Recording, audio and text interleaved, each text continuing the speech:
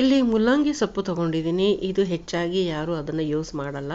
ಕೆಲವರು ಗೊತ್ತಿರೋರು ಮಾತ್ರ ಇದನ್ನು ಯೂಸ್ ಮಾಡ್ಕೊಳ್ತಾರೆ. ಇದರಲ್ಲಿ ತುಂಬ ಹೆಲ್ತ್ ಬೆನಿಫಿಟ್ಸ್ ಇದೆ, ತುಂಬ ಒಳ್ಳೆಯದು ಮುಲ್ಲಂಗಿ ಸೊಪ್ಪು. ನಾನು ಇದನ್ನು ಚೆನ್ನಾಗಿ ತೊಳ್ಕೊಂಡು ಸಣ್ಣಗೆ ಹೆಚ್ಚಿಟ್ಕೊಂಡು ಮತ್ತು ಒಂದು ಈರುಳ್ಳಿನ ಚೆನ್ನಾಗಿ ಹೆಚ್ಚಿಟ್ಕೊಂಡಿದ್ದೀನಿ, ಮತ್ತು ಬೆಳ್ಳುಳ್ಳಿ ಮತ್ತು ಹಸಿಮೆಣಸಿನ್ಕಾಯಿ ಸಣ್ಣಗೆ ಹೆಚ್ಚಿಟ್ಕೊಂಡು ಇದಕ್ಕೆ ನಾನು 1/4 ಕಪ್ಪು ಕಡಲೆಬೇಳೆನ ಚೆನ್ನಾಗಿ ನೆನೆಸಿಟ್ಟಿದ್ದೆ, ಇದನ್ನು ಹಾಕ್ಕೊಳ್ತಾ ಇದ್ದೀನಿ. ಇದು ರುಚಿಗೆ ತಕ್ಕಷ್ಟು ಉಪ್ಪು, ಸೋಡಾ ಪುಡಿ, ಸ್ವಲ್ಪ ಅರಿಶಿನ ಪುಡಿ ಹಾಕ್ಕೊಳ್ತೀನಿ. ಇದು ಕಲ್ಲರಿಗೆ ಖಾರ ಪುಡಿನೂ ಹಾಕ್ಕೊಳ್ತೀನಿ ಸ್ವಲ್ಪ ಟೇಸ್ಟಿಗೆ, ಮತ್ತು ಧನಿಯಾನ ಸ್ವಲ್ಪ ತರಿ ರುಬ್ಬಿರೋದನ್ನು ಹಾಕ್ಕೊಳ್ತೀನಿ. ಧನಿಯಾ ಪೌಡ್ರ್ ಅಲ್ಲ, ಸ್ವಲ್ಪ ತರಿ ಇರಬೇಕು, ಇದನ್ನು ಹಾಕ್ಕೊಳ್ತೀನಿ.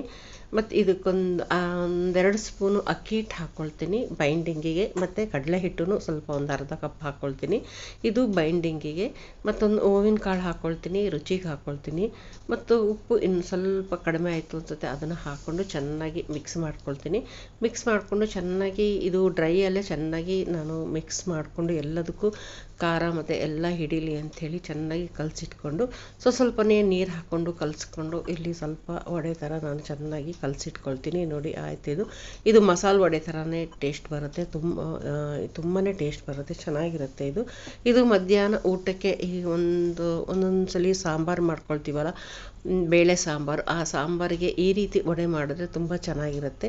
ನಾವಿಲ್ಲಿ ಚಟ್ನಿಯಲ್ಲೂ ತಿನ್ಬೋದು. ನಾವಿಲ್ಲಿ ಮಧ್ಯಾಹ್ನ ಲಂಚಿಗೆ ಪ್ರಿಪೇರ್ ಮಾಡ್ಕೊಳ್ತಾ ಇದ್ದೀನಿ. ಇದು ಕೈಯಲ್ಲೇ ನಾವು ಒಂದೇ ಕೈಯಲ್ಲಿ ತಟ್ಕೊಂಡ್ರೆ ಸಾಕು. ನೋಡಿ ತಟ್ಕೊಳ್ತಾ ಇದ್ದೀನಿ. ಇದು ಎಣ್ಣೆ ಕಾದ್ಮೇಲೆ ಬಿಟ್ಕೊಂಡ್ರೆ ಇದರಲ್ಲಿ ಚೆನ್ನಾಗಿ ಹಿಂದೆ ಎರಡೂ ಕಡೆ ತಿರುಗಿಸಿ ಚೆನ್ನಾಗಿ ಬಾಯ್ಲ್ ಆದಮೇಲೆ ಕ್ರಿಸ್ಪಿಯಾಗಿ ಬರುತ್ತೆ, ತುಂಬಾ ಟೇಸ್ಟ್ ಬರುತ್ತೆ. ಹೂವಿನ ಕಾಳು ಹಾಕಿದ್ರು ಇನ್ನೂ ಚೆನ್ನಾಗಿರುತ್ತೆ.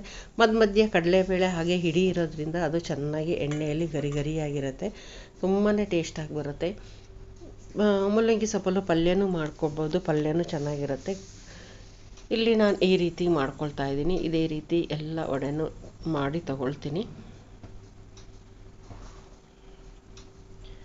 ತುಂಬ ಟೇಸ್ಟಾಗಿ ಬರುತ್ತೆ ಈ ರೀತಿ ವಡೆ. ಈವ್ನಿಂಗ್ ಸ್ನ್ಯಾಕ್ಸ್ಗೂ ಮಾಡ್ಕೊಳ್ಬೋದು. ಇಲ್ಲಿ ನೋಡಿ ರೆಡಿಯಾಗಿದೆ. ನಾನು ಇಲ್ಲಿ ತಿಳಿ ಬೇಳೆ ಸಾಂಬಾರನ್ನ ಮಾಡ್ಕೊಂಡಿದ್ದೆ, ಅದಕ್ಕೆ ನಾನು ಇಲ್ಲಿ ತಗೊಳ್ತಾ ಇದ್ದೀನಿ. ಬಿಸಿ ಅನ್ನಕ್ಕೆ ತಿಳಿ ಬೇಳೆ ಸಾರು ಹಾಕ್ಕೊಂಡಿದ್ದೀನಿ.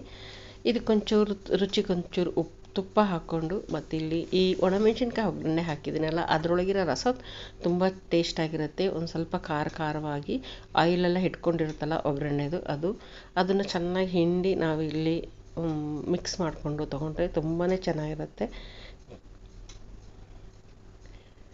ಹೇಗಿದೆ ಅಂತ ಕಮೆಂಟ್ ಮಾಡಿ ಹೇಳಿ. Thanks for watching. ಸಬ್ಸ್ಕ್ರೈಬ್ ಮಾಡೋದನ್ನು ಮರಿಬೇಡಿ.